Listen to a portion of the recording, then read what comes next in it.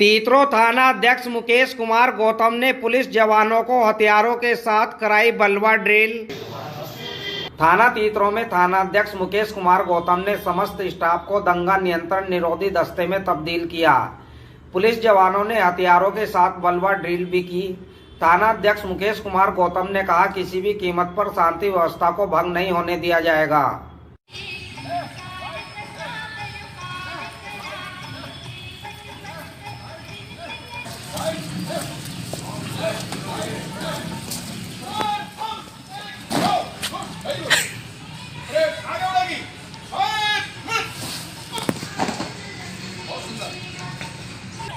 Clear, cell फंस गया, बंद कर दो आप, ये बिल्कुल ठीक हो गया। और जब सेल फंसते ही ये फायर के लिए तैयार है, आप जो है फायर कर देंगे, ठीक है ना, आ जाएगा यहीं लौटेगा। क्लियर है।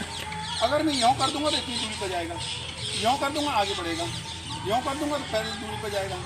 लेकिन हमें प्रातः 9 बजे थाना तीतरो सहारनपुर पर हमारे वरिष्ठ अधिकारियों के आदेश के क्रम में जो माननीय उच्च न्यायालय द्वारा राम जन्मभूमि से संबंधित निर्णय की बहुप्रतीक्षा है, उससे संबंधित